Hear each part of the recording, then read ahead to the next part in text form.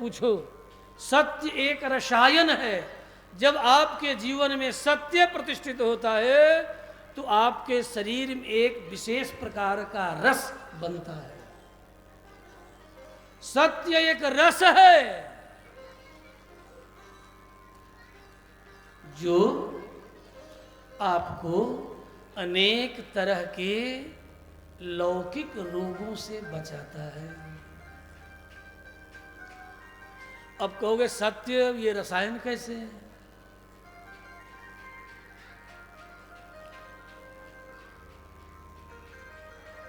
यहां तक कि काम भी एक रसायन है, क्रोध भी एक रसायन है। क्योंकि जब तक रस परिवर्तन शरीर में नहीं होगा तब तक क्रोध नहीं आएगा। दो तरह से परिवर्तन होता है, भाव से रस और रस से भाव। इस पर हमने 2004 में एक लेख प्रकाशित किया था, उठा घूघट नामक अपने ग्रंथ में, 2004 में।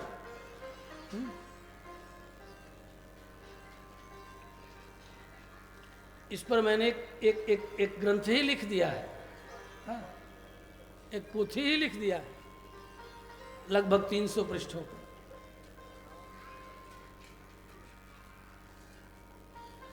तो क्रोध भी एक रसायन है।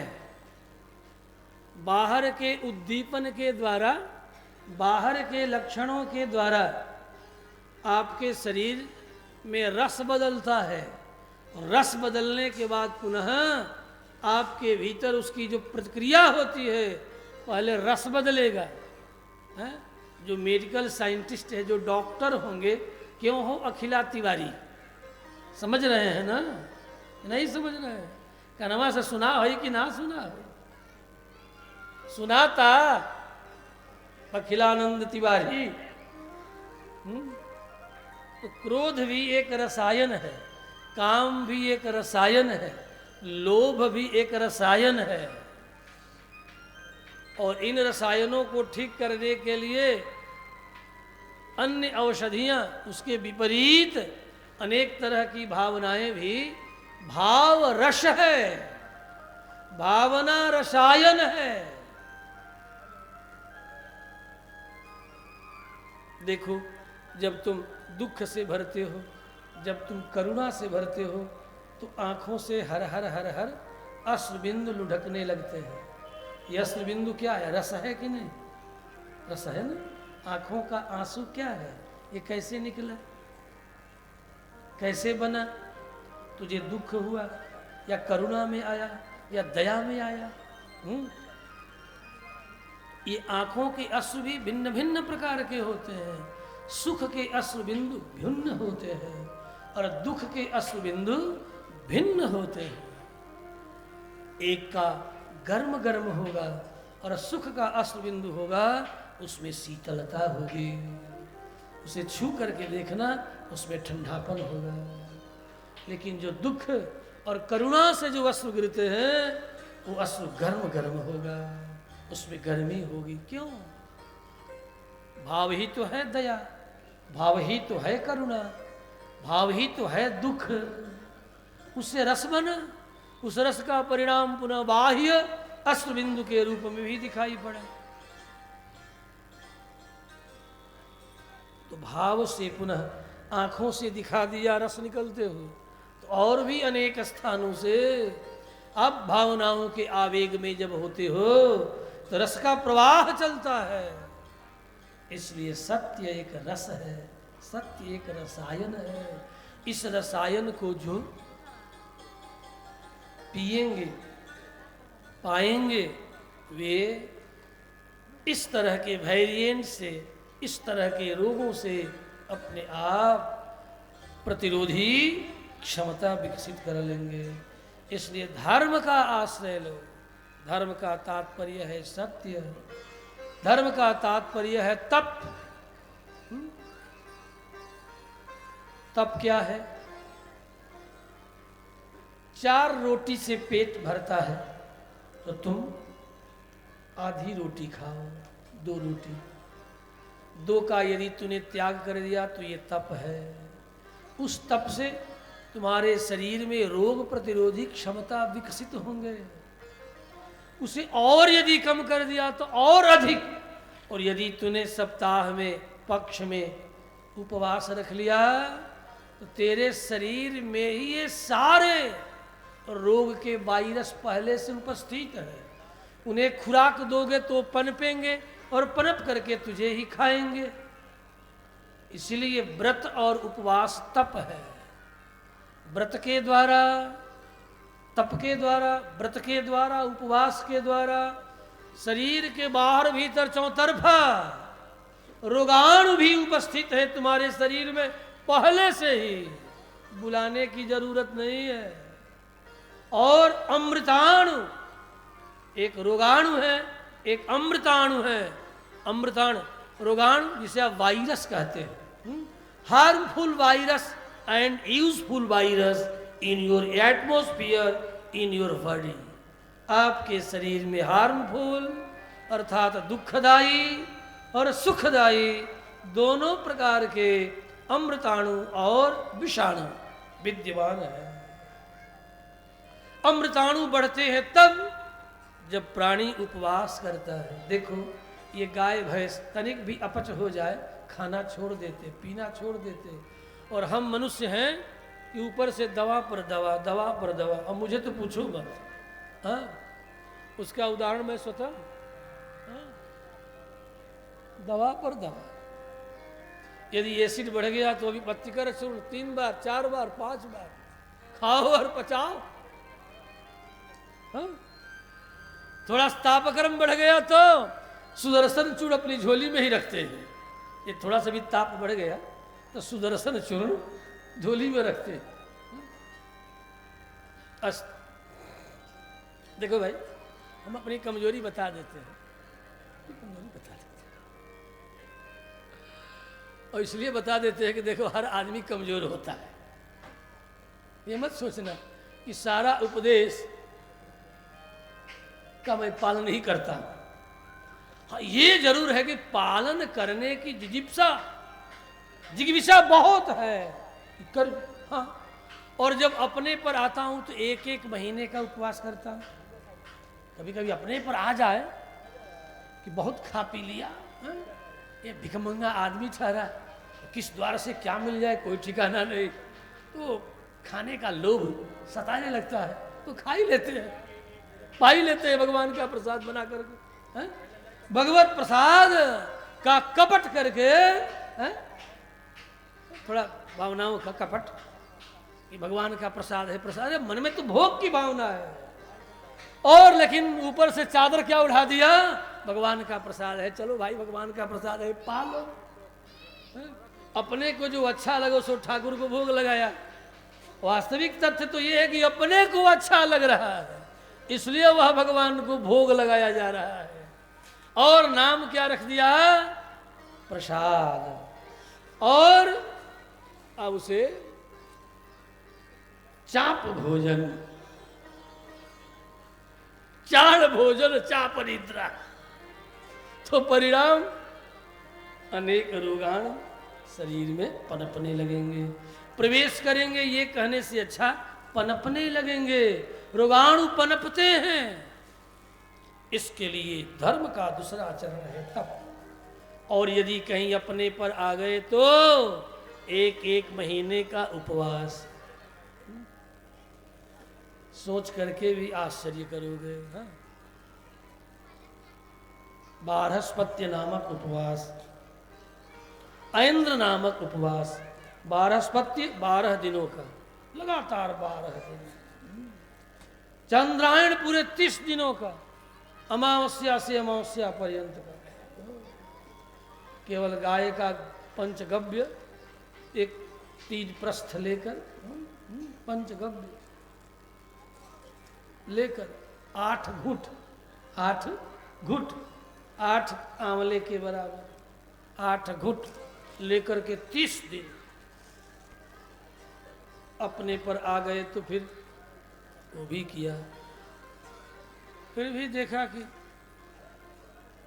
ये तो निरंतर करने का है। 2 दिन 4 दिन कर लिया, 2-4 दिन छोड़ दिया तो फिर पुनर्मुसिको भाव, फिर वहीं पहुंच जाओगे। इसलिए व्रत करो, ये तप है, उपवास करो, तप है, ये धर्म का चरण है। और तप क्या है? एक रसायन है।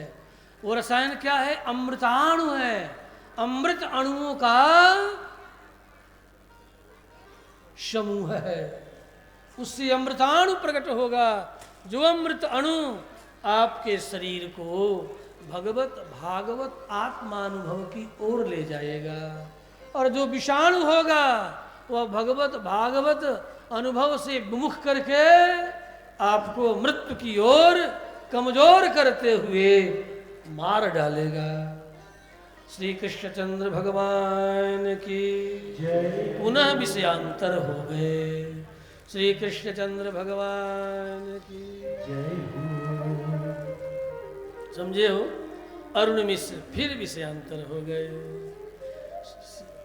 आइए दो बार हरिनाम का स्मरण कर लीजिए, पुनः विषय को पकड़ लेता हूँ। विषय क्या है?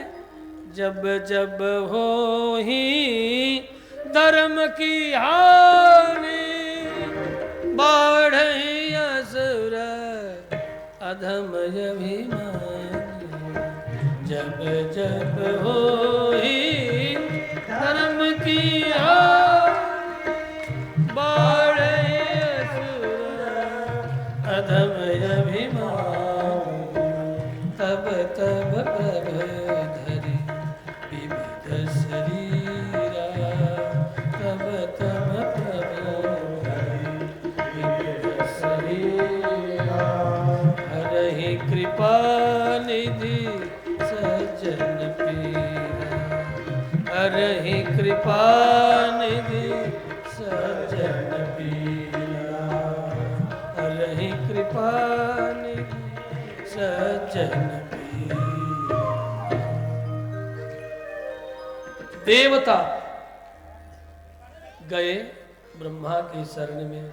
ब्रह्मा जो विराट है, जो व्यापक है, जहां तक सृष्टि है वहां तक विराट ब्रह्मा का। बृहत्वात् ब्रह्मणत्वात् च ब्रह्मा, बहुत विशाल है उनका शरीर, बहुत विस्तृत उनका शरीर है। ये मत सोचना कि सत्यलोक में तो केवल वो सूक्ष्म शरीर से निवास करते हैं, यहाँ भी ब्रह्मा है। जहाँ जहाँ सृष्टि है वहाँ वहाँ ब्रह्मा है। समझ गए? नहीं समझे? जहाँ जहाँ सृष्टि है वहाँ वहाँ ब्रह्मा है।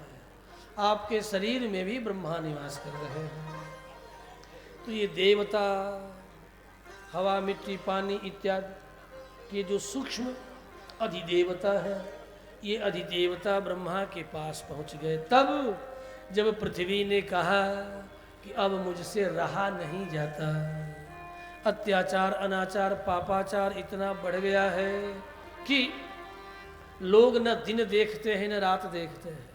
खेती योग्य भूमि पर भी लोग घर बना करके रहने लगे हैं। मनुष्य खाएगा कहाँ, कैसे? इसलिए घर बनाने के लिए अलग प्रकार की भूमि की पहचान की गई है। खेती योग्य भूमि पर घर बना करके रहना अपराध है, अत्याचार है। नदियों के मार्ग का अतिक्रमण करना और अतिक्रमण करके उसमें घर बना करके रहना भी अत्याचार, पापाचार है। ये नदियों के जल के प्रति अपराध है। जल में अनेक तरह के रासायनिक दूषित पदार्थों को बहाना भी अत्याचार है। धर्म के नाम पर आज रासायनिक पदार्थों के लेप के द्वारा बनाई गई मूर्तियों को पवित्र नदियों में डालना भी अपराध है। तो ठीक है, आप कहते हो कि हमारे लकड़दादे से हमने शुरू किया है, अच्छी बात है, लेकिन तुम्हारे जो लकड़दादे थे सनातन धर्मावलंबियों के, जो पूर्वज थे, उस समय की जो मूर्तियां बनाई जाती थी उसमें ये इस प्रकार के रसायन का प्रयोग नहीं किया जाता था जैसा कि आज रंग रोगन के लिए किया जा रहा है। यदि प्राकृतिक रंगों के उपलेपन के द्वारा मूर्तियों का निर्माण किया जाए तो उसे पवित्र नदियों में डालने से नदियों का बल बढ़ता था। प्राकृतिक रसों के द्वारा जब मूर्ति का निर्माण किया जाता था तो नदियों का बल बढ़ता था, घटता नहीं था।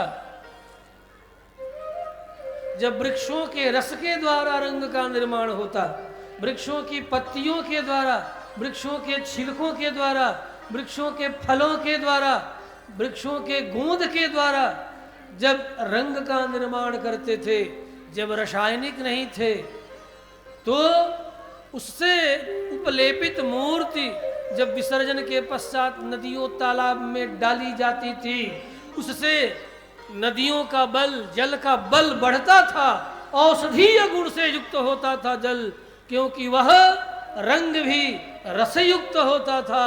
किसी न किसी औषधि का वह, किसी न किसी पादप का वह रस हुआ करता था। लेकिन आज तो वो कौन सा रंग आ गया जी? आप उसको अंग्रेजी में क्या बोलते हैं? आज का जो मूर्ति पर जो लेप लगाया जाता है, प्लास्टिक पेंट,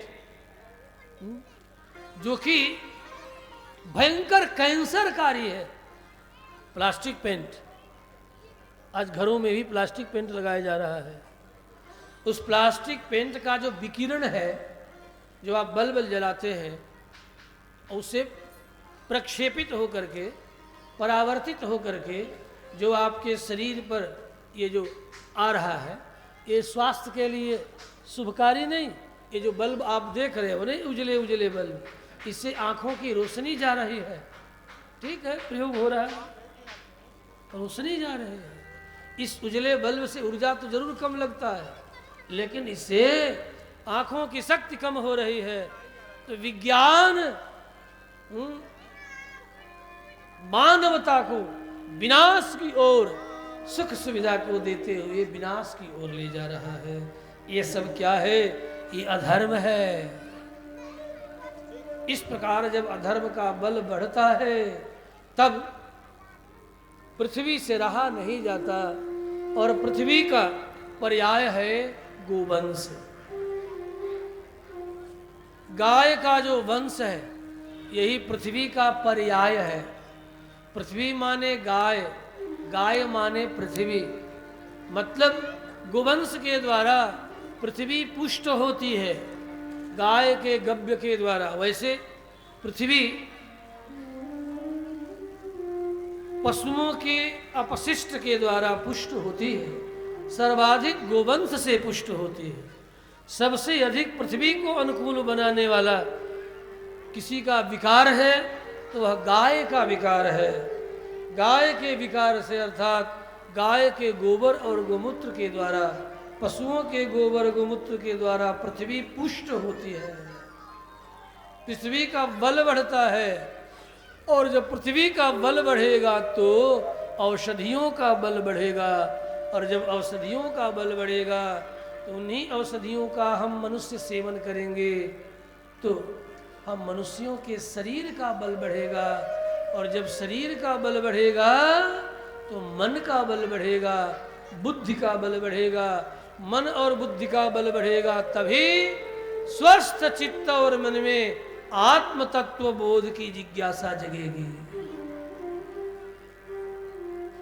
वहां तक संबंध है। यदि शरीर का बल न बढ़े तो मन का बल न बढ़ेगा, बुद्धि का बल नहीं बढ़ेगा, फिर आत्मबोध की जिज्ञासा हृदय में जगेगी ही नहीं। इसीलिए जो आध्यात्म पथ के पथिक होते हैं, वे सबसे अधिक प्यार करते हैं दुग्ध, गोबर, गोमूत्र, दही, घी से। हाँ?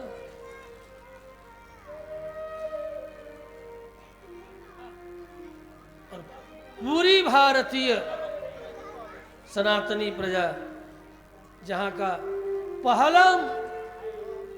पहली मांग ब्रेड एंड बटर, माखन रोटी। हमारे कन्हैया क्या मांगते हैं? अरे मैया माखन रोटी, नमक रोटी नहीं। ना ना ना ना ना ना, ये नमक रोटी तो इधर की बात आ गई। नमक रोटी हमने कब मांगा है? हमने सदा मांगा है तो माखन रोटी।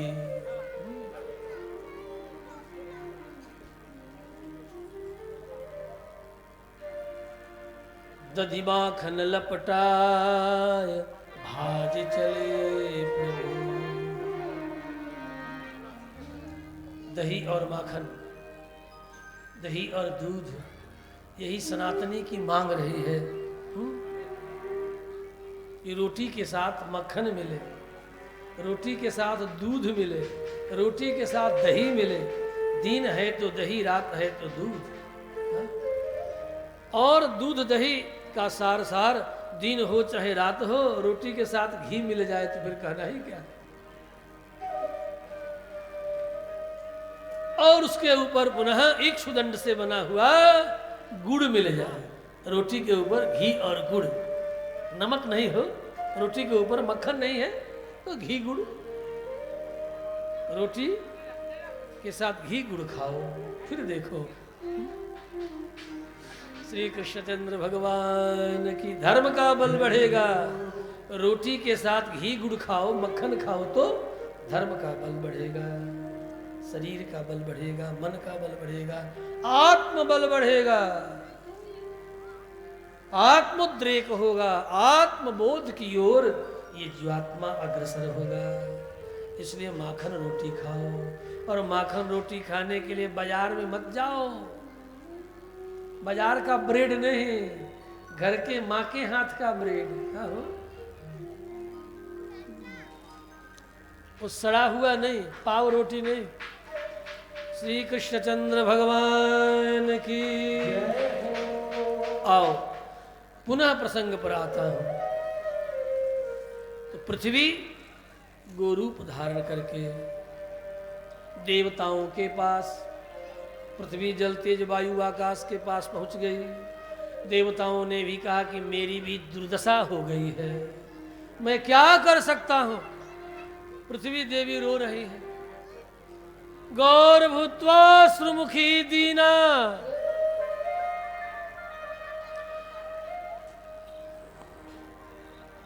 क्रदंती करुणम विभो, उपस्थितान्तिके तस्मै व्यसनं स्वयोचत। देवताओं के निकट आकर के रोती हुई पृथ्वी देवी ने अपना कष्ट कहा। देवताओं ने कहा हम तो स्वतः दुखी हैं, चलो चलते हैं ब्रह्मा के पास। सब पृथ्वी को लेकर के ब्रह्मा के पास चले आए। ब्रह्मा ने कहा मेरे बस की भी बात नहीं रह गई है, मैं भी दृष्टा बन करके, अयम तो जुग धर्मो ही वर्तते कस्य दूषणम, ये जुग धर्म है, कली आने वाला है देवी, द्वापर जा रहा है। कली और द्वापर के संधि काल में अधर्म का ये बढ़ना स्वाभाविक ही है, मैं क्या करूं। पृथ्वी ने कहा ठीक है कुछ तो करो। और कुछ नहीं, मेरा एक बड़ा बेटा है, बड़ा समझदार है, उसका नाम है रुद्र, मंदाकिनी के तट पर रहता है, बट वृक्ष के नीचे आसन जमाए समाधि में लीन रहता है। यदि वह जग गया और मेरी तेरी बात सुन लिया तो जरूर कोई न कोई उपाय बता सकता है, क्योंकि वह एकांत में हिमालय में निवास करता है, समाधि में लीन रहता है, उसका चित्त बड़ा पवित्र है, उसके चित्त में समाधान ही समाधान रहता है, क्योंकि वह समाधि में रहता है। इसलिए आओ चलो चलते हैं। जिसने अपने चित्त को समाधान प्राप्त कर लिया चित्त में, वही सभी समस्याओं का समाधान जानता है। आ गए, सबने प्रार्थना की। किसकी प्रार्थना की? देवताओं ने, ब्रह्मादि देवताओं ने भगवान रुद्र से प्रार्थना की, भगवान शिव से प्रार्थना की। तो शिव भजन से की होगी, शिव स्तुति की होगी, कुछ ना कुछ तो गाया ही होगा। अब क्या गाया होगा पता नहीं, यहाँ तो बस इतना ही लिखा है, तो हम कुछ गा देते हैं। हाँ? यहाँ बस इतना ही लिखा है कि सबने स्तुति की, जगाम सत्रिनयनम। ब्रह्मा तदुपधार्याथ सह देवैस्तया सह जगाम सत्रिनयनः तीरम क्षीरपयोनिधे। उस समय स्तुति से प्रसन्न होकर के भगवान देवाधिदेव महादेव ने कहा, हे देवताओं, परमात्मा तो सर्वत्र है और ये पृथ्वी देवी भगवान विष्णु की पत्नी है। कौन ऐसा होगा कि अपनी पत्नी की रक्षा न करे? तो ये जिनकी पत्नी हैं उन्हीं के पास चल करके हम लोग प्रार्थना करें। वे कहाँ मिलेंगे? देवाधिदेव महादेव ने कहा, क्या कहा? हरि व्यापक सर्वत्र समान, हरि व्यापक सर्वत्र समान,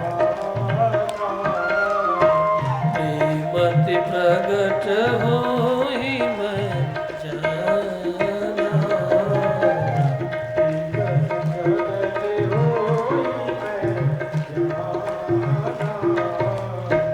हरि व्यापक सर्वत्र समान,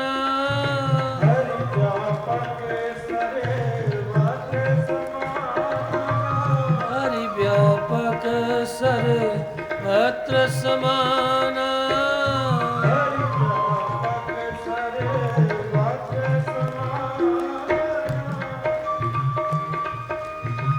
प्रेमत प्रगट होई मैं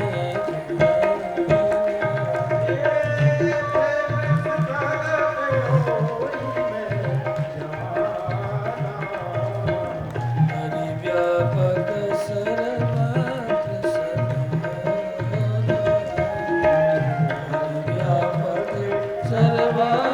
समान।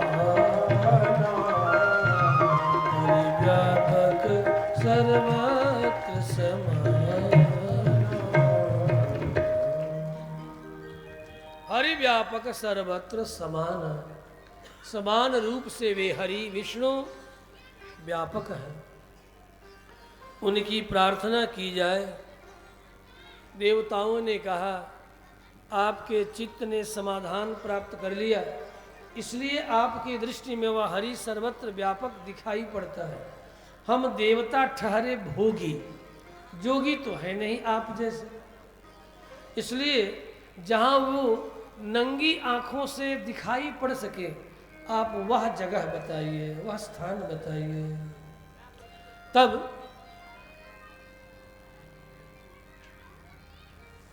आशुतोष भगवान देवाधिदेव महादेव ने कहा, इसके लिए हम सबको क्षीर सागर के तट पर चलना होगा।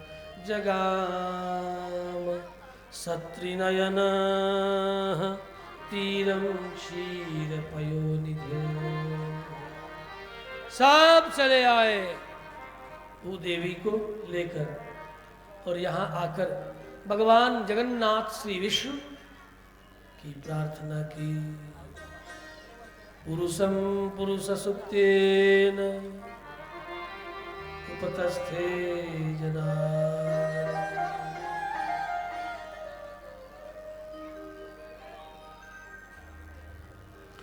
पुरुषम पुरुष सुक्तेन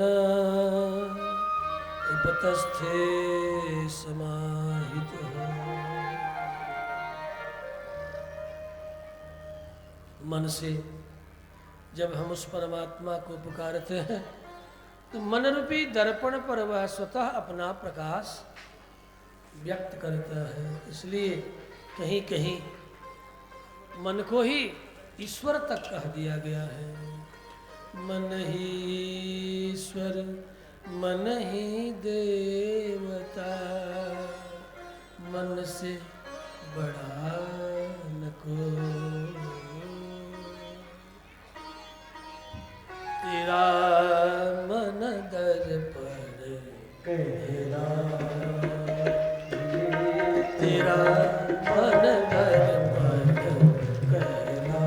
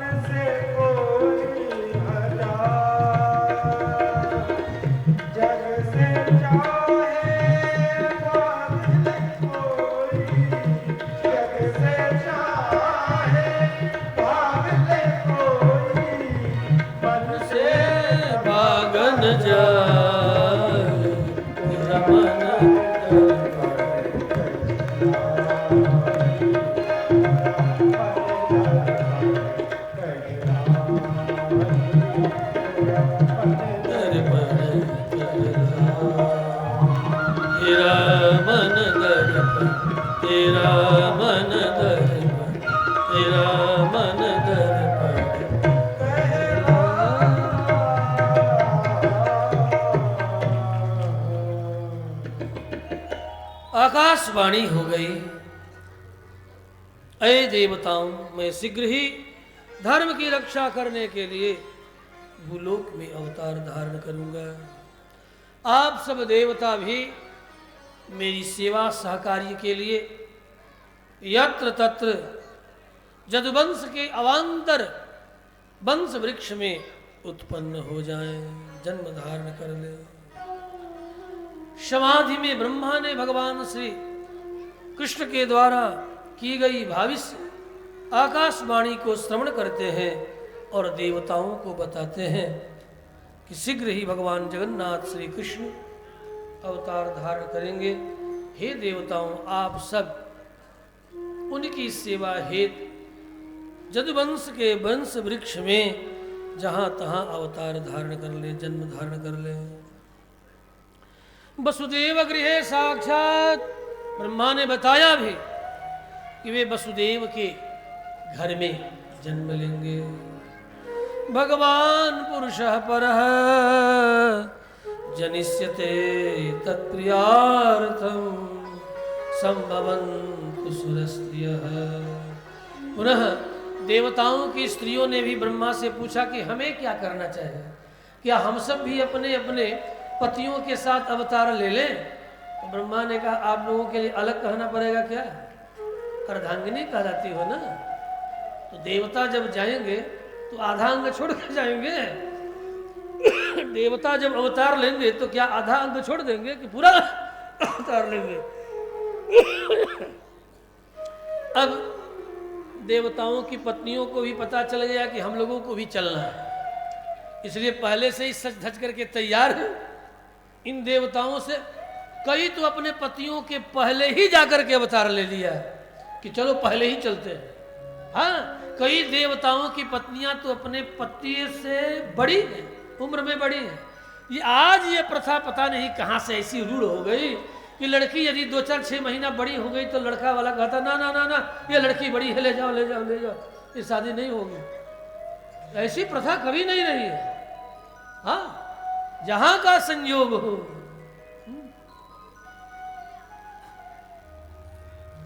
आज सबसे पहले डेट ऑफ बर्थ मांग रहे हैं, ठीक है, संभव है।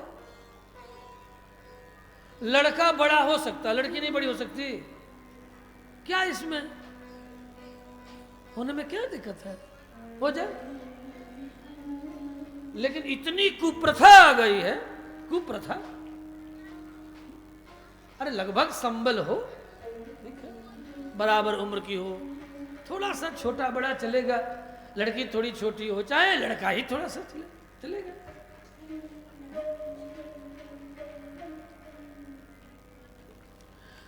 देखो कहना तो नहीं चाहिए, 2 कारण है जो कि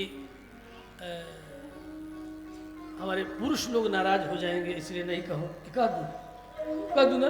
देखो ये पुरुष जो है ना बड़ा स्वार्थी है। ये छोटी लड़कियों से इसलिए शादी करता है कि बूढ़ा मैं होऊंगा सेवा ये करेगा।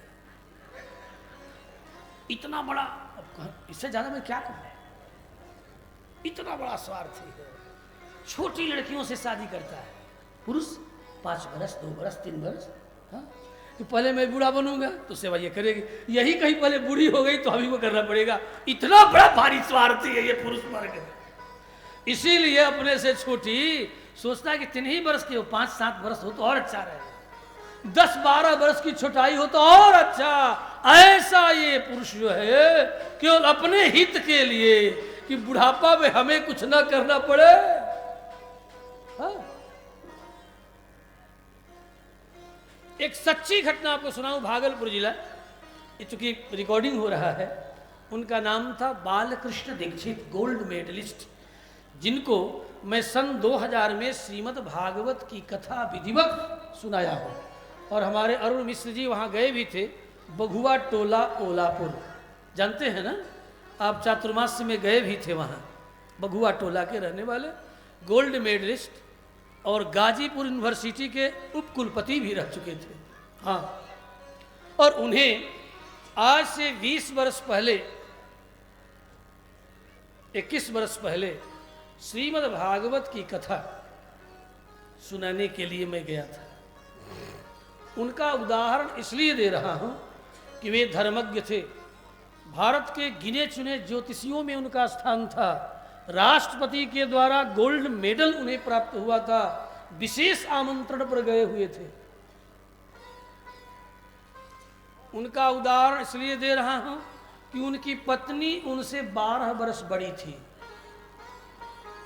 क्या थी? 12 वर्ष बड़ी थी। और उन्होंने अपनी पत्नी की सेवा लगातार 25 वर्ष किया। पूछो कैसे? पत्नी पैरालाइज हो गई, वे स्वस्थ रहे, पैरालाइसिस मार दिया। मैं स्वतः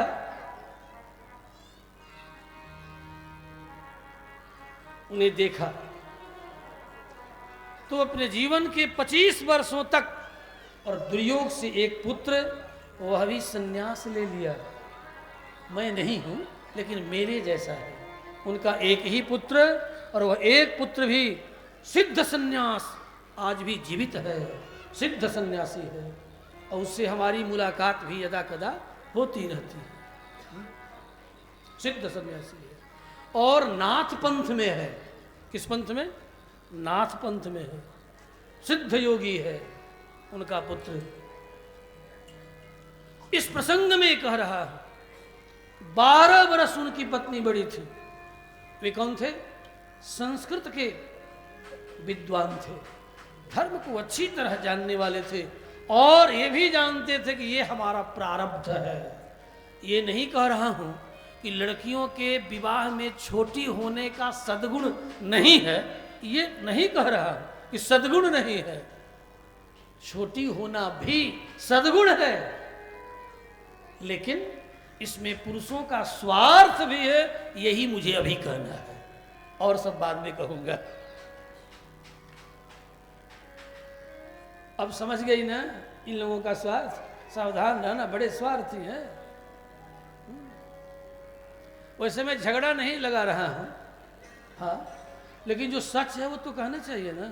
अब व्यासपीठ से मैं सच न कहूं तो कौन सच कहेगा? हाँ? केवल और केवल बुढ़ौती में सेवा करेगी, इसलिए 10-12 वर्ष छोटी रहे तो ठीक।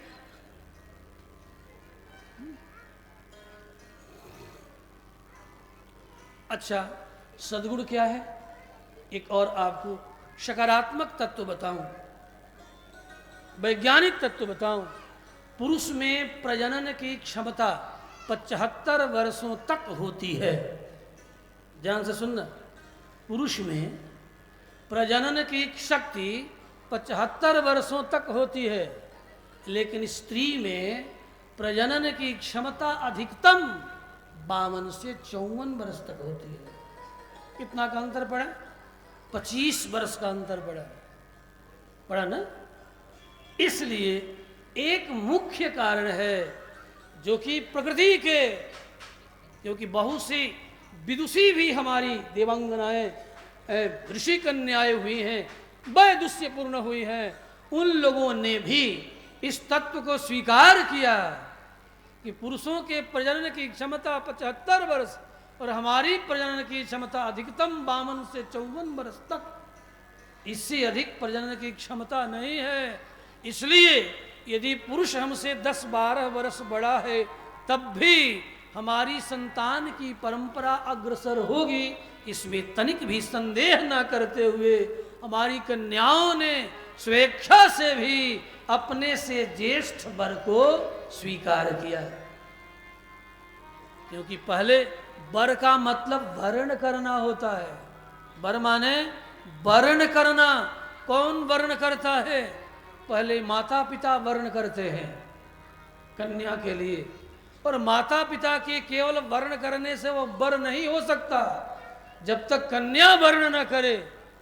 भारतांतवी स्मृति में कन्या के द्वारा वर्ण किए जाने के बाद ही उसकी संज्ञा वर होती है, तब तक वह वर नहीं है जब तक कन्या वर्ण न कर ले। कन्या के वर्ण के पश्चात ही वह वर कहलाता है।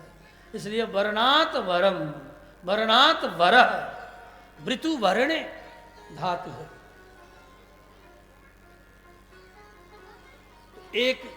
एक सकारात्मक पक्ष आपको हमने बताया जो कि पुरुषों के पक्ष में जा रहा है। यह प्राकृतिक पक्ष है, इसे कोई अपलाप नहीं कर सकता। इसे कोई महिलावादी या नारी शक्तिकरण, नारी सशक्तिकरण अभियान का नेतृत्व देने वाला व्यक्ति भी प्राकृत तत्वों का अपलाप नहीं कर सकता। और वैसे तो यदि पुरुष कहीं नपुंसक हो गया तो फिर किसी काम का नहीं। पुरुष नपुंसक नारी वा किसी काम का नहीं। चाहे पुरुष नपुंसक हो चाहे नारी नपुंसक हो तो किसी काम का नहीं। फिर तो कोई प्रजनन नहीं। और प्रजनन साक्षात भगवान का स्वरूप है। भगवान कहते हैं कि प्रजनश्चास्मि कंदर्पः, वंश वृद्धि के लिए जो प्रजनन की क्षमता है, उसकी जो भावना है, वह भावना मैं ही हूँ। जब वह संयम में हो, सदाचार में हो, लोकाचार और वेदाचार में प्रतिष्ठित हो, तो वह प्रजनन मैं स्वतः हूँ। ऐसा भगवान श्री कृष्ण गीताचार्य कहते हैं। उसी भगवान श्री गीताचार्य के चरित्र को हम सब श्रीमद् भागवती कथा वार्ता में आज चतुर्थ दिवस अनुभव कर रहे हैं। तो देवता जहाँ तहाँ देवियों के साथ अवतार धारण कर लिए। निष्ठुर माया भगवती या सम्मोहितम जगत। फिर गोलोक निवासी भगवान श्री कृष्णचंद्र अपनी माया को बुलाते हैं और माया को बुला करके आज्ञा करते हैं कि आप जाओ, एक काम करो,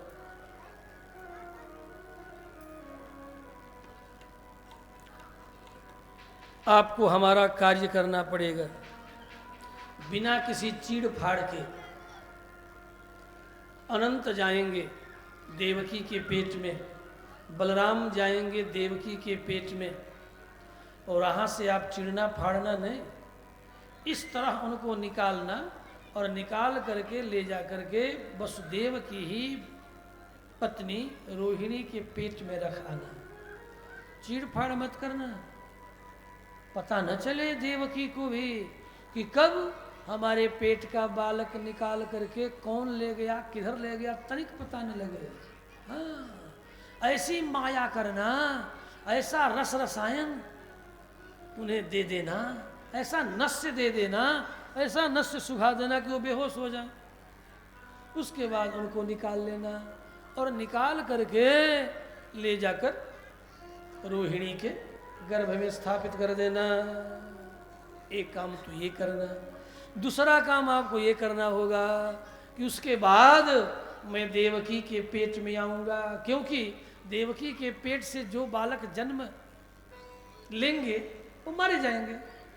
तो देवकी के पेट में कोई ना कोई दोष, उस दोष को शुद्ध भी कर देना, साफ सुथरा कर देना। देवकी के पेट में कोई खराबी न रह जाए, शुद्ध कर देना। और शुद्ध देवकी के पेट में मैं जाकर के शुद्ध सत्वमय दिव्य मंगलमय विग्रह धारण करने वाला मैं परमात्मा वहाँ निवास करूँगा। किसी जरायु के भीतर निवास नहीं करूँगा, जरायु से रहित निवास करूँगा। यही हुआ। और स्वतः एक काम और करना, आपको जसोदा के पेट से जन्म लेना पड़ेगा। तो कहा ना कि समझाना कठिन है, यही समझाना कठिन है। विष्णु और माया भगवती, भगवान विष्णु की माया भगवती देवकी के गर्भ से अनंत को, बलराम को निकाल लिया और निकाल करके रोहिणी के गर्भ में स्थापित कर दिया। आज भी भ्रूण स्थापन की प्रक्रिया वैज्ञानिक जन ढूंढ चुके हैं। किसी और के माँ के भ्रूण को निकाल करके किसी और सेरोगेसी अर्थात पालन करने वाली माँ के पेट में रख देते हैं कि चलो हमारा भ्रूण तुम अपने पेट में रख लो। और वह जो पालती है जन्म भी देती है, और जन्म देने के बाद वे माता पिता उसे ले लेते हैं, क्योंकि वह उन्हीं का भ्रूण है, किसी और का नहीं है। इसलिए उसमें कोई दोष भी नहीं है। उसका पेट केवल खिलाने पिलाने के लिए मिला है, वह उसका पुत्र नहीं है, वो केवल लालन पालन किया है। उसी को अंग्रेजी में आजकल सेरोगेसी कहा जा रहा है। प्रोसित भर्तृका, केवल भरण पोषण के लिए उसके पेट को किराए पर ले लिया गया, भ्रूण कहीं अन्यत्र तैयार कर लिया गया। माता पिता के रज और तेज के द्वारा भ्रूण को तैयार करके पुनः उसके पेट में रख दिया गया। तो जाति दोष भी नहीं आया, जाति दोष भी नहीं आया। रज भी किसी और का, तेज भी किसी और का, जिस माता पिता का है और रख दिया किसी और में भरण पोषण के लिए। श्री कृष्णचंद्र भगवान की। विष्णु माया ने कहा प्रभु करूंगी, लेकिन बदले में उपहार चाहिए। मजदूरी क्या मिलेगी, उपहार क्या मिलेगा? कहा सुनो, उपहार तो मैं इतना आपको दूंगा कि कलयुग में पूजा करवाती करवाती थक जाओगी। अच्छा, मेरी कलयुग में इतनी पूजा होगी? कहा और क्या, कहीं अम्बा के नाम से छपरा में, अंबिका भवानी के नाम से, कहीं कुमुदा के नाम से, असम में छिन्नमस्ता के नाम से, तारा के नाम से, भवानी के नाम से, विंध्यवासिनी के नाम से, अनेक नाम से आपकी आराधना होगी। आपको इतना बड़ा उपहार मैं दे रहा हूं। अब क्या था, झनकती पटकती नहीं, इठलाती झमकाती हुई दगोती माया वहां से चल दी और यहां आकर के अपना कार्य आरंभ करती हैं। इधर देवकी और वसुदेव का विवाह संपन्न होता है। उग्रसेन के छोटे भाई देवक और देवक की छोटी बेटी देवकी, यद्यपि इनका नाम सूर्या है, लेकिन पिता का नाम इन्हें प्रसिद्धि में प्राप्त हुआ, इसलिए देवकी कहलाती है। सहज इनका नाम सूर्या है।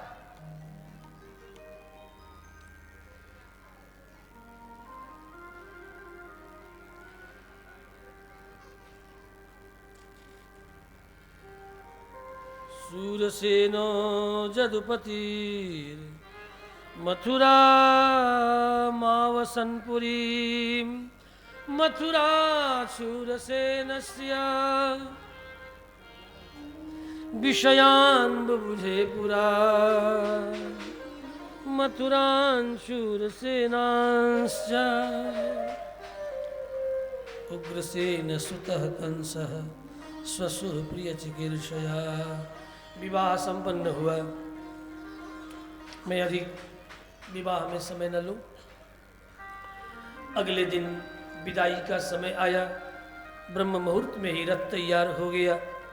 उग्रसेन का पुत्र कंस, जिसके अत्याचार अनाचार पापाचार से पृथ्वी तस्त हो गई है, त्रस्त होकर कांप रही है, ऐसा कंस अपनी छोटी बहन देवकी को पति घर पहुंचाने के लिए स्वतः रथ की रश्मियों को, लगाम को पकड़कर तैयार खड़ा है। देवकी वसुदेव विदाई के समय सबसे मिलकर रथ की ओर बढ़ते हैं। देवकी भाग भाग करके अपनी माताओं के पास जाकर के लिपट लिपट करके रो रो करके मिलती है। रो रो के मानो कह रही है, लोक में एक विवाह के विदाई का गीत बड़ा बड़ा मधुर है। काहे को ब्याही विदेश रे लखिया बाबूल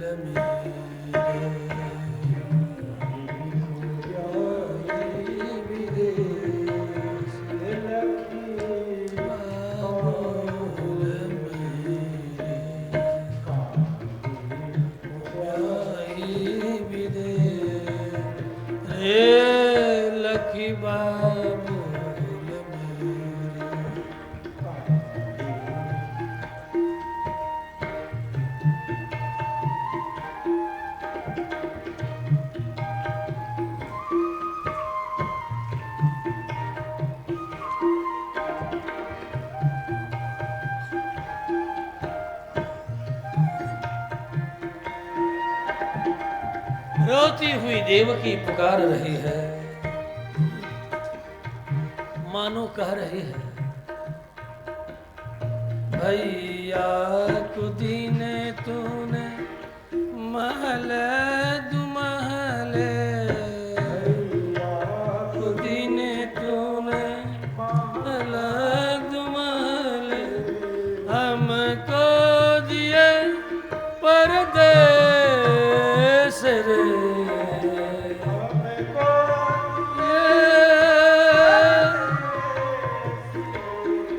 लखी बाबुल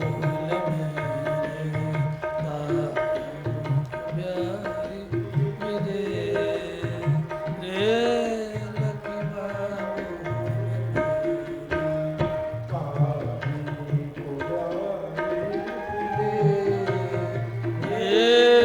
लखी बाबुल हम तो हैं बाबुल तेरे,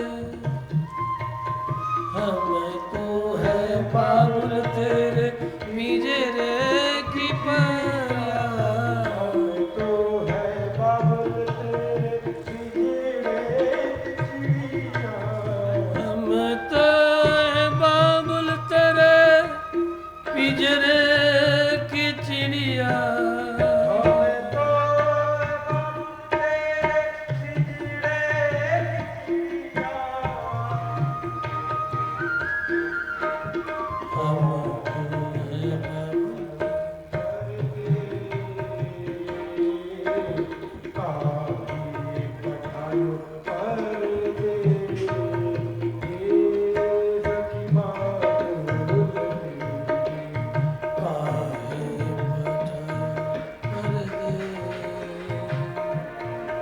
लखी बाबुल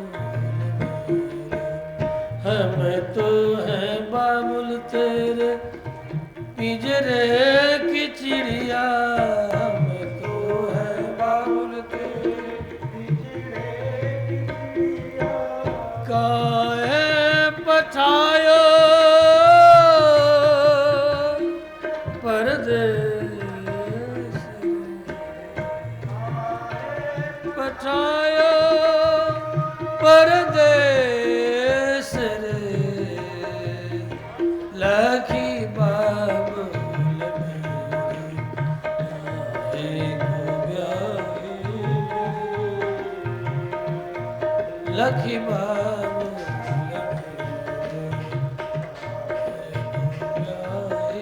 मेरे हे लखी बाबुल,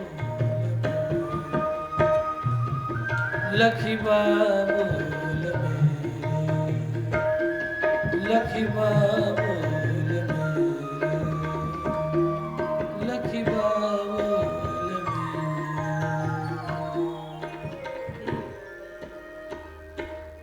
मानो देवक आशीर्वाद दे रहे हैं बेटी देवकी को, हृदय से लगा आशीर्वाद देते हुए मानो कह रहे हैं बाबुल की दुआएं लेती जा, मुझे ही गाने दो, बाबुल की दुआएं लेती जा, जा तुझको सुखी संसार मिले, बाबुल की दुआएं लेती जा, जा तुझको सुखी संसार मिले, बाबुल की दुआएं लेती जा, जा तुझको सुखी संसार मिले, बाबुल की दुआएं लेती जा, जा तुझको सुखी संसार मिले, बाबुल की दुआएं लेती जा, जा तुझको सुखी संसार मिले। मैं के की कभी ना याद आए, मैं के की कभी ना याद आए, ससुराल में इतना प्यार मिले, बाबुल की दुआएं लेती जा,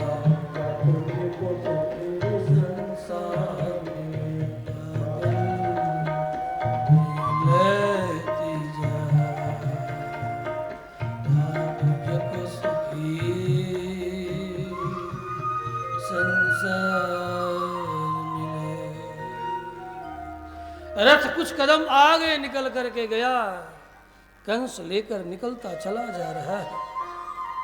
कई परकोटे पार कर गया, मथुरा से बाहर रथ निकल चला।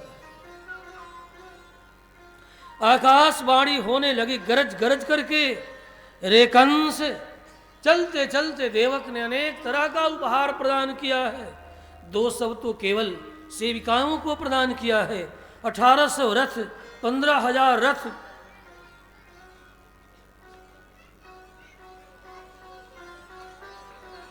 इन सब के साथ कंस लेकर के जा रहा है।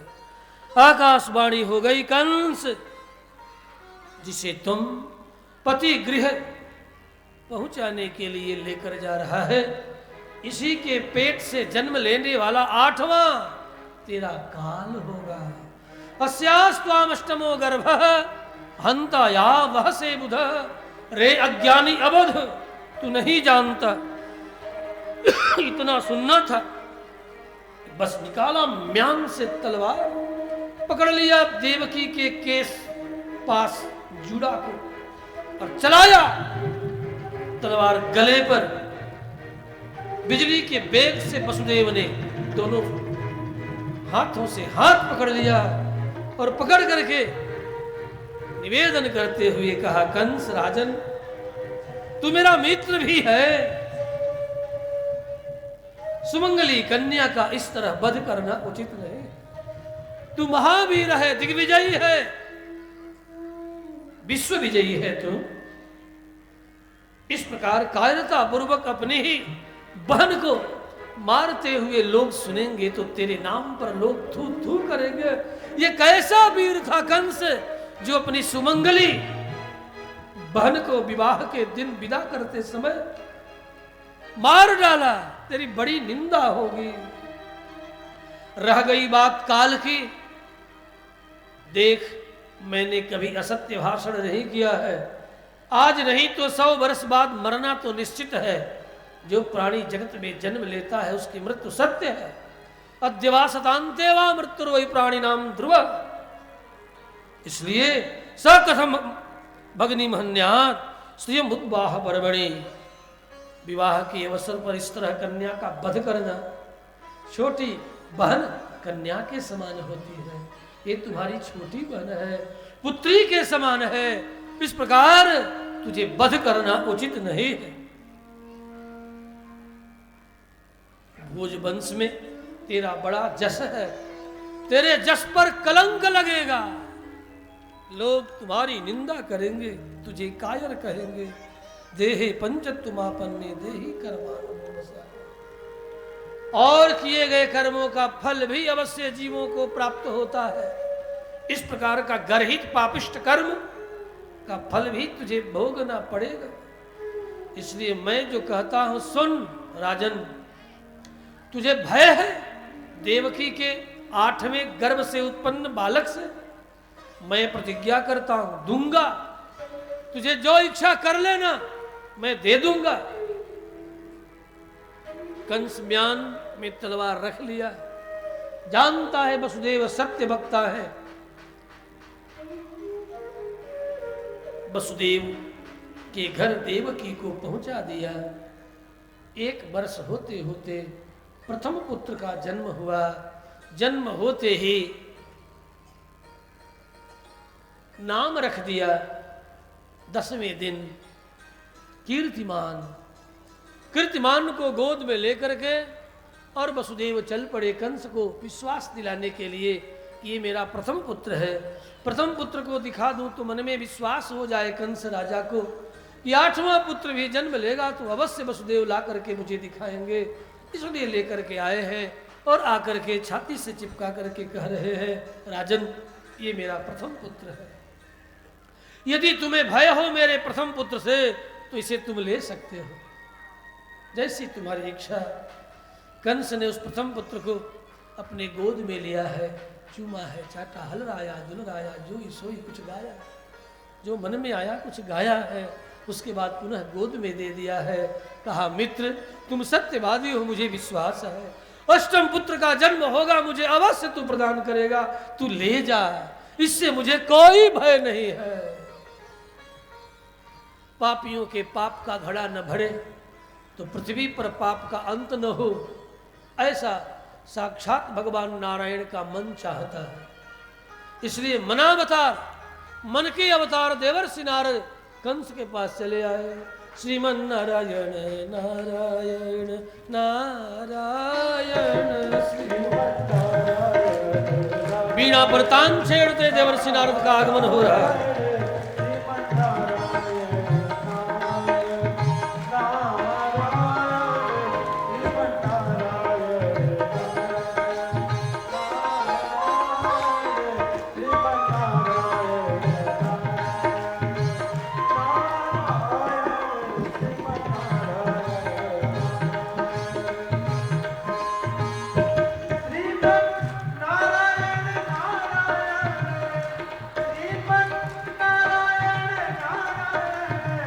नारायण श्रीमन नारायण नारायण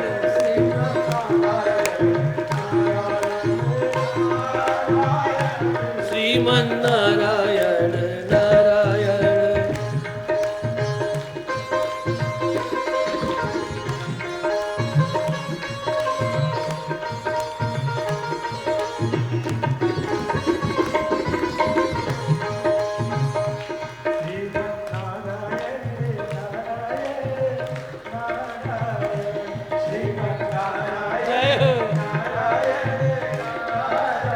दो चार और रागों में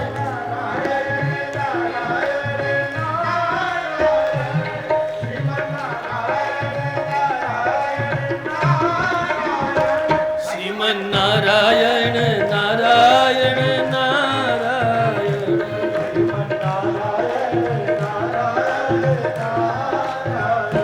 श्रीमन नारायण नारायण नारायण श्रीमन श्रीमन नारायण नारायण नारायण श्रीमन कृष्ण नारायण नारायण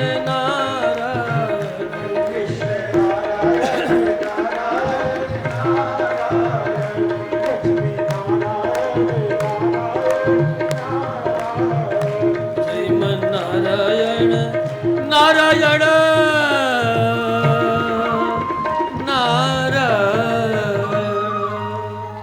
नारायण नारायण श्रीमन नारायण श्रीमन नारायण बोलिए श्रीमन नारायण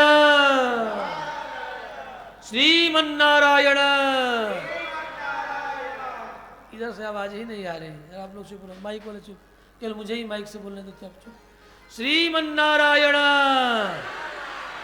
श्रीमन नारायण श्रीमन नारायण श्रीमन नारायण श्रीमन नारायण।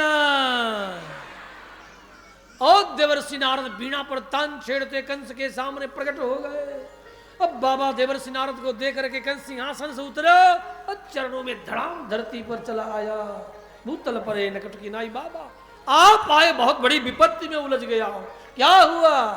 अरे मत पूछो क्या क्या नहीं हुआ। आकाशवाणी हो गई है, देवकी की 8वें गर्भ से उत्पन्न तेरा काल होगा, ऐसा।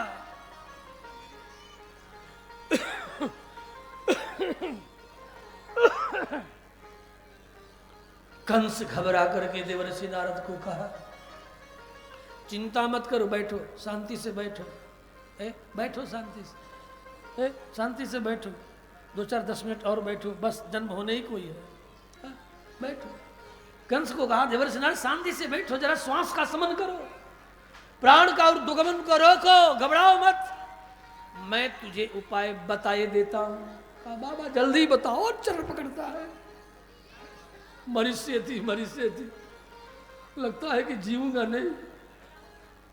अब तो मेरी बड़ी दुर्दशा हो रही है, जहां कहीं दृष्टि जाती है वहीं पर भगवान विष्णु का रूप रंग दिखाई पड़ने लगता है।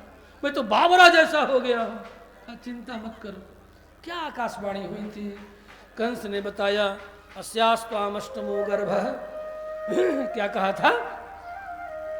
देवकी के 8वें गर्भ से तेरा काल उत्पन्न होगा। अच्छा, बेटा होगा कि बेटी? कुछ कहा? ऐसा तो कुछ नहीं कहा।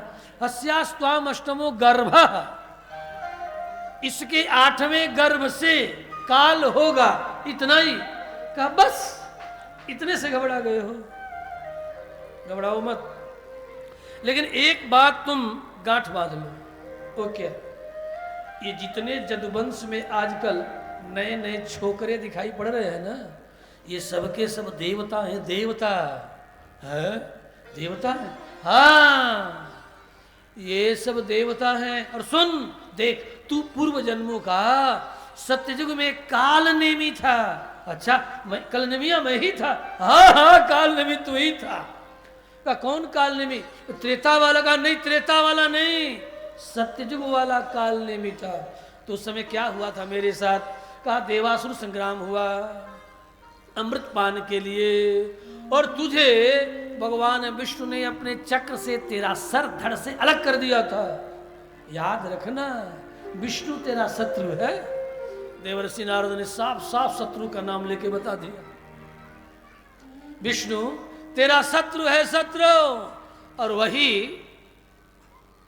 विष्णु के कार्य को करने के लिए देवता जदुवंश में जहां तहां उत्पन्न हुए हैं, उनसे सावधान रहना। मैं तुझे सावधान करने के लिए आया हूं। और रह गई बात, इसके 8वें गर्भ से तेरा काल होगा, बेटा होगी कि बेटी होगी, ऐसा तो कुछ साफ साफ नहीं कहा। साफ साफ तो नहीं कहा, लेकिन इतना ही कहा कि 8वें गर्भ से काल जन्म लेगा।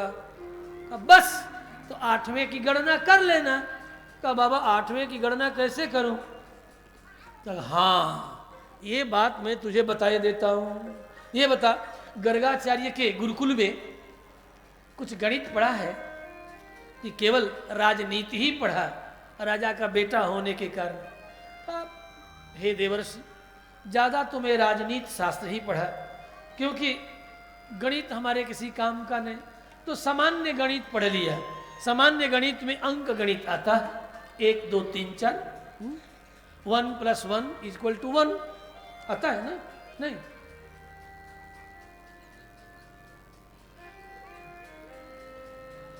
और 1 + 1 = 1 नहीं होगा।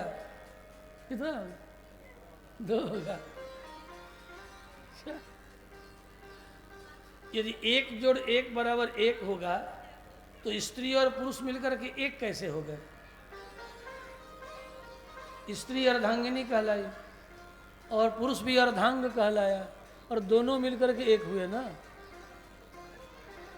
ये दोनों की एक संज्ञा है। स्त्री 1/2, 1/2 = स्त्री, और पुरुष भी 1/2 है।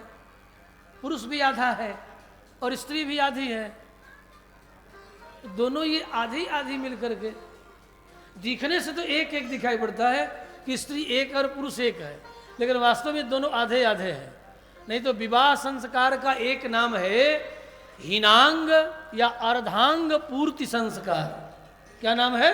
ध्यान से देना, ध्यान देना। खाली विवाह शादी ने सुना है अब तक। इस संस्कार का एक नाम है अर्धांग पूर्ति संस्कार। क्या नाम है?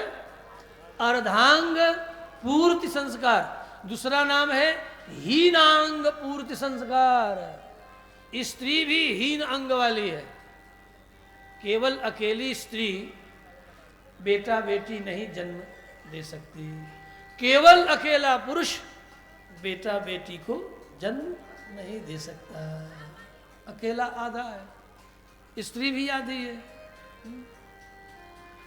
प्रकृति ने इन दोनों को आधा आधा ही बनाया है, और जो आधे पर ही साधना इसीलिए आधे वाले को ही साधना करने का विधान है।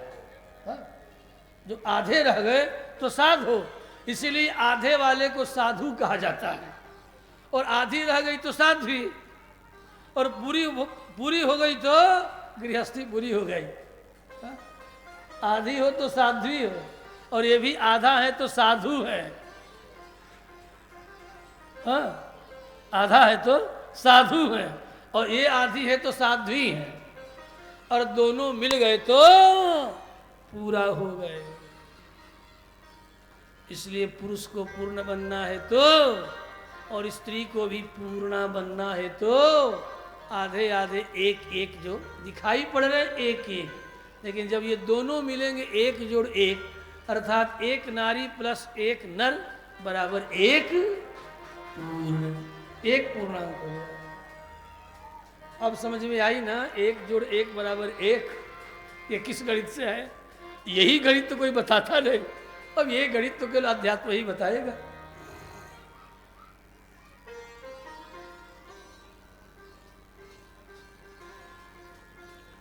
देवर्षि नारद, जिनके वीणा की खूंटी पर कमल की पंखुड़ियां बनी है, 8 पंखुड़ी वाला कमल उनके वीणा की खूंटी पर बना है।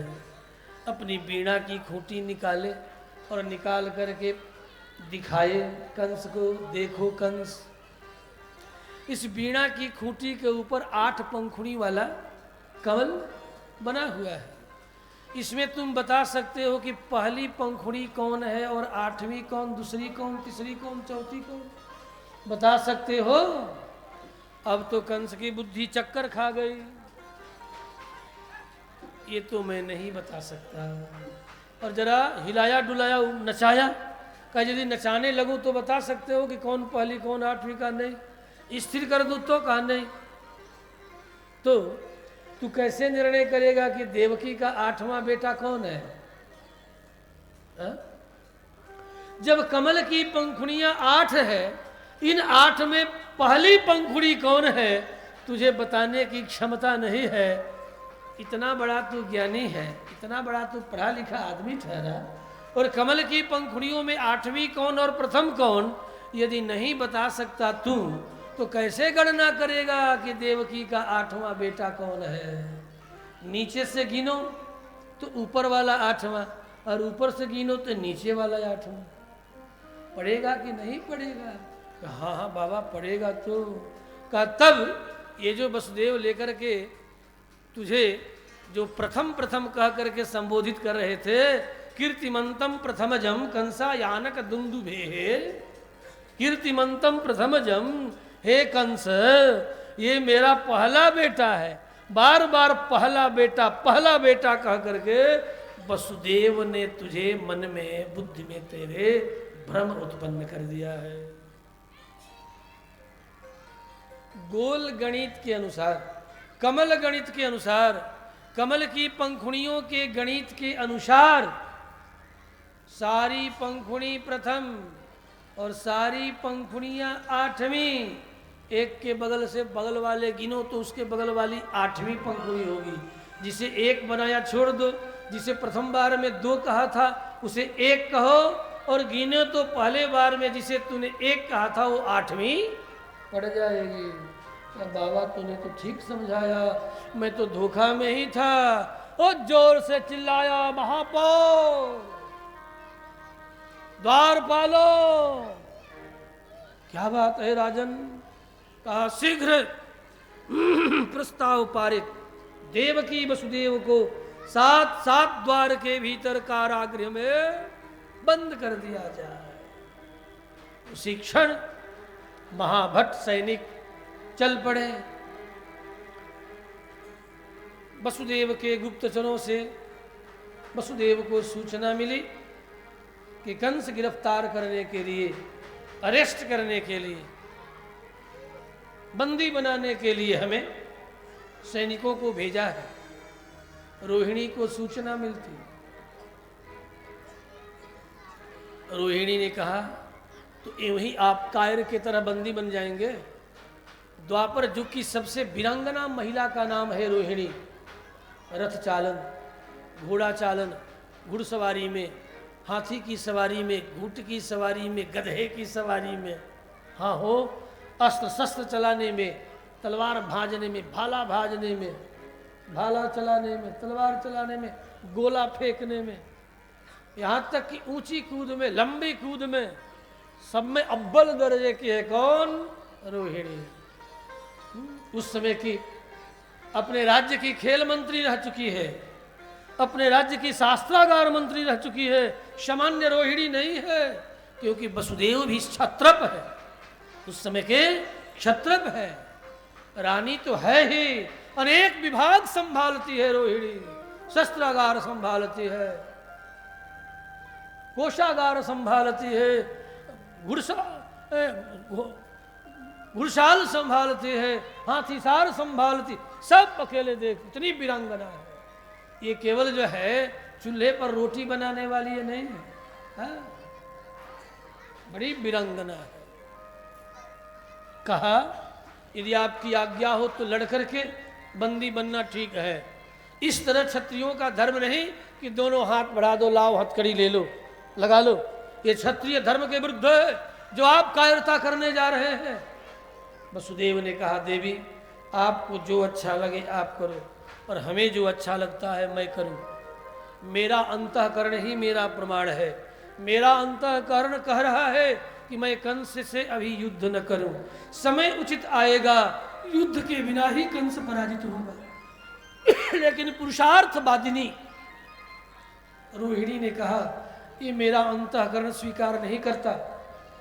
आपको बंदी बनना स्वीकार है तो बन जाइए, लेकिन आप मुझे आज्ञा दीजिए मैं अपने श्यामकर्ण घोड़े पर और पुरुष का वेश धारण करके अपने कमर में तलवार अनेक तरह के अस्त्र शस्त्र धारण करके मैं सैनिकों का सामना करती हुई उन सब के बीच से निकल करके जाना चाहती हूँ। मैं वहीं बंदी नहीं बनना चाहती। वसुदेव ने कहा देवी आपकी जैसी इच्छा वैसा करो। उसी समय अपने घोड़ासार की ओर निकल जाती है, पुरुषों का दिव्य वेश धारण करती है, अस्त्र शस्त्र धारण करती है और घोड़े पर सवार होकर के लगाम पकड़ती अकेली निकल जाती है। सैनिकों ने देखा कि एक सैनिक के वेश में कोई जा रहा है, लेकिन इतना तेज है उस घोड़े में, उस रोहिणी के मुखमंडल पर कि किसी की हिम्मत नहीं हुई कि एक बार पूछे भी कि तुम कौन हो, किधर जा रही हो। निकल गई अर्धरात्रि में रोहिणी और ब्रह्म मुहूर्त होते होते चली आई। वहां वसुदेव के मित्र भी है और चचेरे भाई भी लगते हैं। नंद के द्वार पर आती है। द्वारम उद्घाटय जसोदे नंदरानी द्वारम उद्घाटय, द्वार खोलो। जानी पहचानी आवाज सुनकर के जसोदा दौड़ती भागती आती है, रोहिणी को देखती है।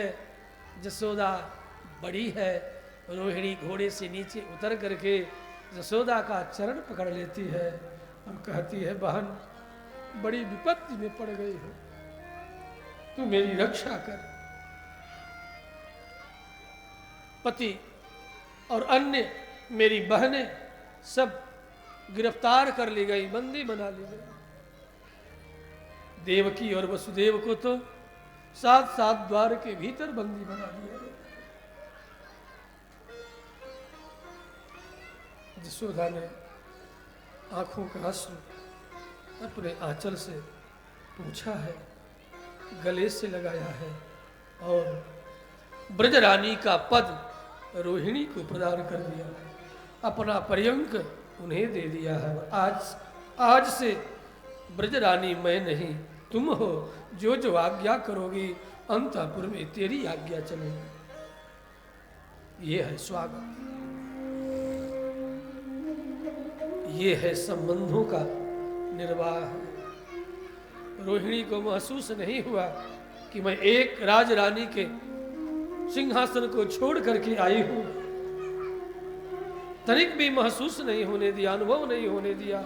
जसोदा ने अपने सारे अनुचरों को रोहिणी की सेवा में संलग्न कर दिया और स्वतः भी एक दासी की तरह रोहिणी की आज्ञा का पालन करने लगी, क्योंकि जानती है कि शुद्ध क्षत्राणी है रोहिणी, और ये रोहिणी जहां होगी उसका कोई बाल बांका नहीं कर सकता, क्योंकि रोहिणी सूरसेन राज्य की पदत्वेन रानी, उस समय की रानियां सेनापति होती थी। दशरथ की सेनापति का नाम जानते हैं? प्रथम सेनापति कैकेयी है, और कैकेयी के बाद राजा तो राजा होता ही था, सेनापति भी होता था और पत्नी भी सेनापति होती थी। साथ साथ चलती थी। वीरांगना उस समय की महिलाएं होती थी। हाँ?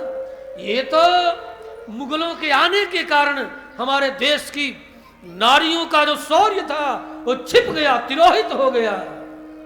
अन्यथा हमारे देश की रानियां, देश की नारियां कभी शौर्य से रहित नहीं रही है।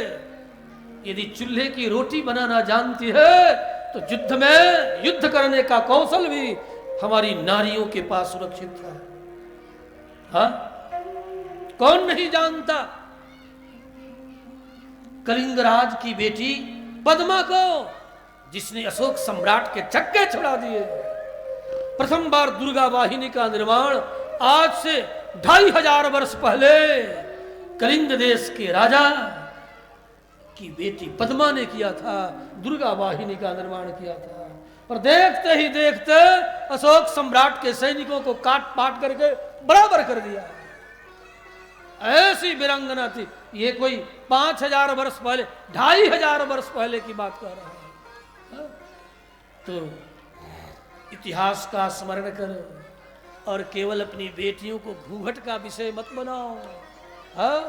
इन्हें जूडो सिखाओ, इन्हें कराटे सिखाओ और इन्हें संस्कार और संस्कृति का भी बोध दो। केवल MBA CA मत कराओ। है कायर मत बनाओ। हाँ? ये कायरता है। कायर मत बनाओ, वीर बनाओ। शौर्य हो, वीर हो, इस प्रकार के भाव उनके अंतःकरण में सृजन करो, तभी उसके पेट से जन्म लेने वाला बालक भी छत्रपति होगा। छत्रपति होने के लिए हमारी कन्याओं के अभी हृदय में शौर्य पनपना चाहिए। ये कथा ऐसी है, ये सीधे सीधे नहीं है, बड़ी टेढ़ी कथा है।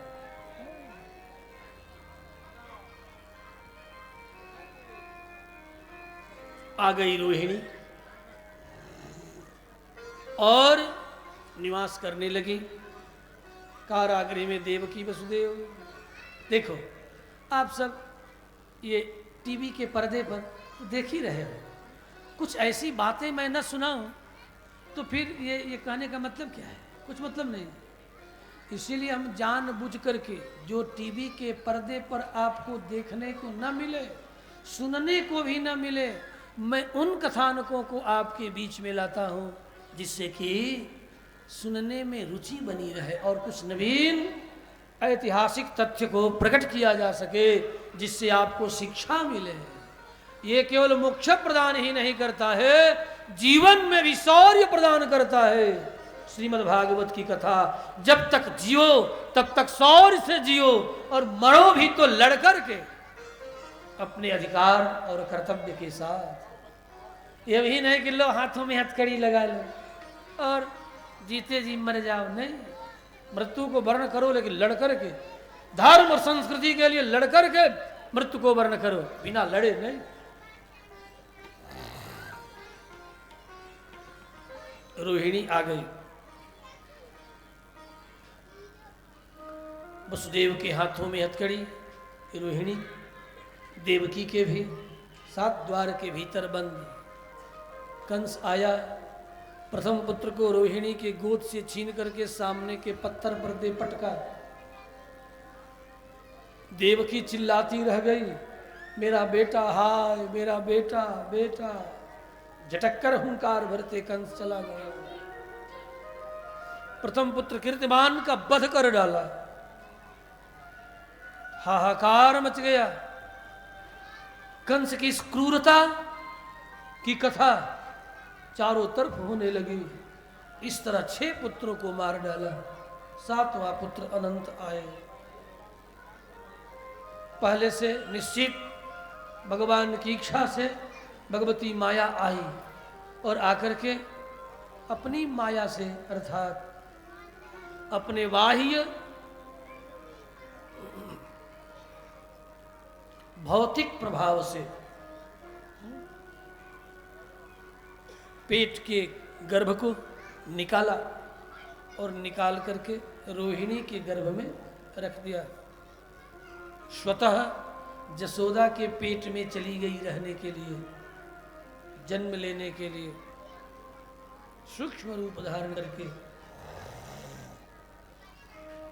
आठवां पुत्र के रूप में भगवान कृष्ण देवकी के पेट में आते हैं। देवता स्वर्ग लोक से अपने हाथों में पारिजात पुष्पों की माला पुष्पादि लेकर आकाश में आते हैं। कहाँ? जहाँ देवकी वसुदेव जेल में कारागृह में बंद है।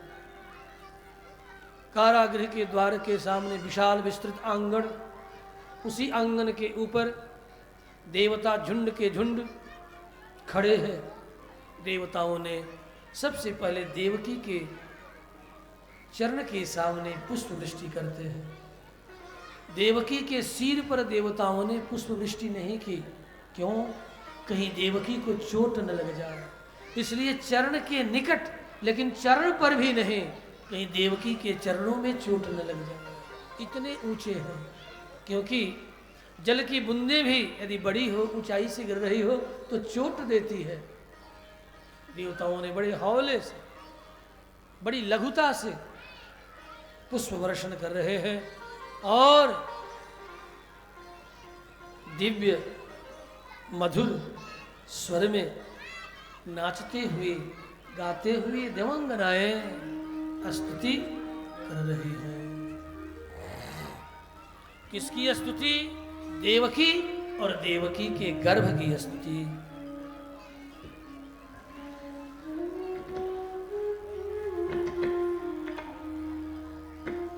देवकी के गर्भ की स्तुति देवता कर रहे हैं।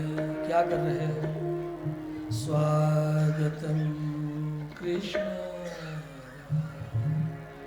स्वागतम कृष्ण।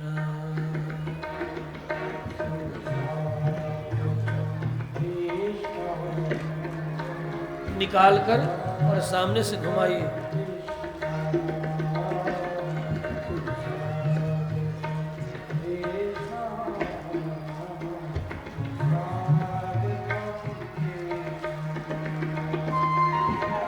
स्वागतम सुस्वागतम शरणागतम कृष्ण, स्वागतम सुस्वागतम शरणागतम कृष्ण, स्वागतम कृष्ण, सुस्वागतम कृष्ण,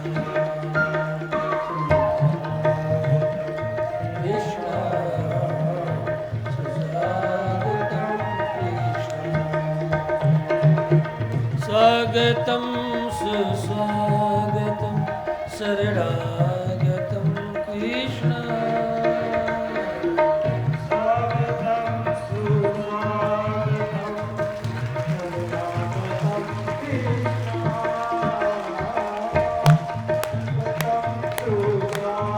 शरणागतम कृष्ण, स्वागतम कृष्ण,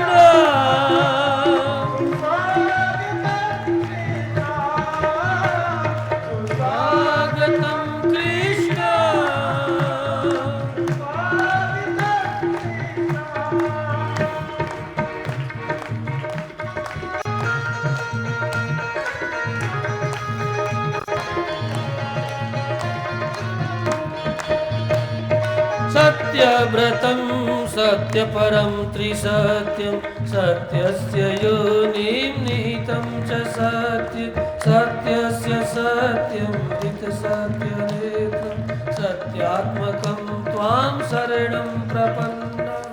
स्वागतं कृष्ण, सुस्वागतं कृष्ण, स्वागतं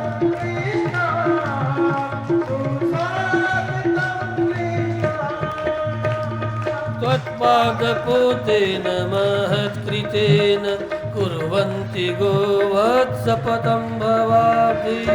स्वागतं कृष्ण, स्वागतं कृष्ण, स्वागतं कृष्ण, स्वागतं कृष्ण, स्वागतं कृष्ण,